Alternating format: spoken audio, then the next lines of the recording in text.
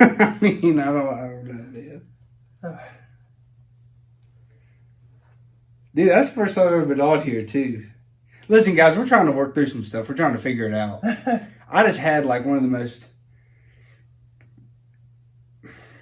biggest influences about my faith and who I am and who God's called me to be ever happened to me just now. So, and that's what Adam told me just now. Like I've been painting at the church I work at with Adam here. Is the associate youth pastor at Millbrook Baptist, and like literally told Adam, or I asked Adam, like, can you go get me a drink? Like, I'm really thirsty. He went to get me a drink. Went out of his way to do that, came back and was like, dude, I don't have your drink. And I was like, what? I thought he was playing a joke on me. And he was like, nah, for real. And he told me something that I'm thankful that he gets to share with you guys. It's real life. Like, this is God gold. Yeah. And this is just, it's impactful, and I hope it impacts you today. So, Adam, take it away, man. Yeah, so like Jordan said, went to go get him a drink and pull up to the gas station. He asked for a Bang energy drink and a water.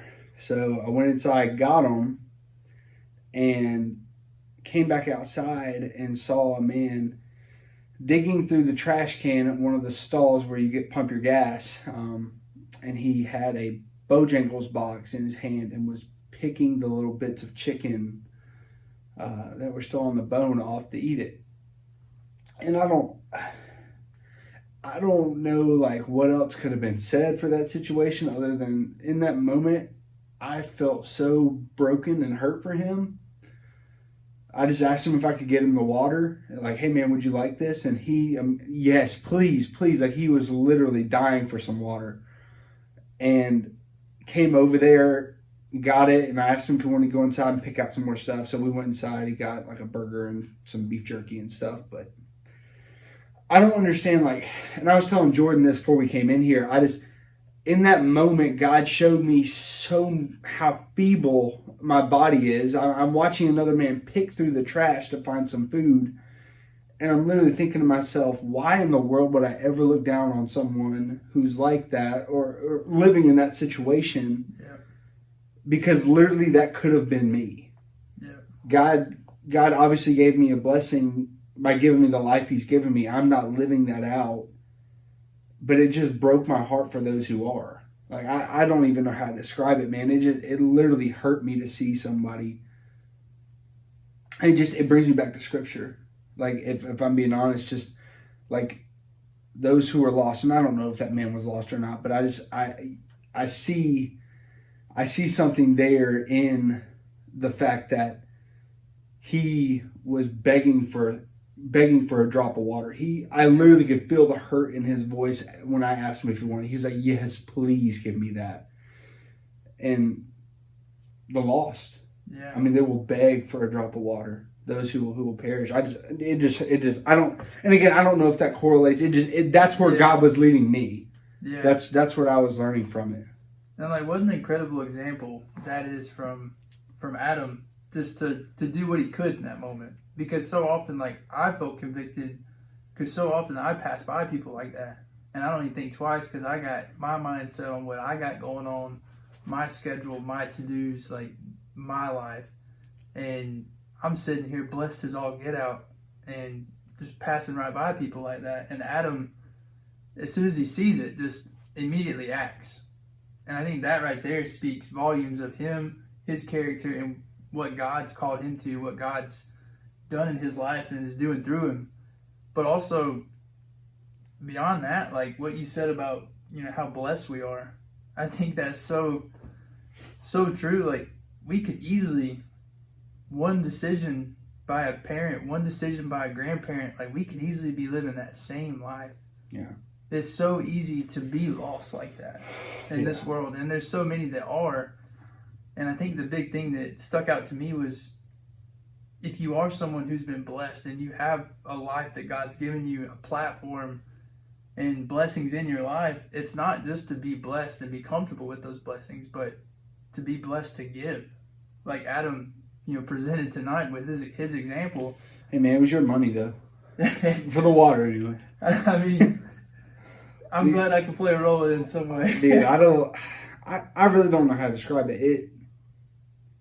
And first off, let me say this: all glory to God. I mean, if He wouldn't have been stirring in my heart, and the reason I think it affected me so much is because when I was walking in, I saw him, and I immediately went to, "What's that guy doing?"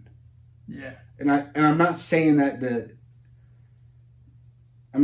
to like try and call myself out, but I am. It's sad, but that's just the fact of where our hearts can get to. I mean, we're sinners. That's just the fact of the matter. And I immediately went to, stay away from that guy. Yeah.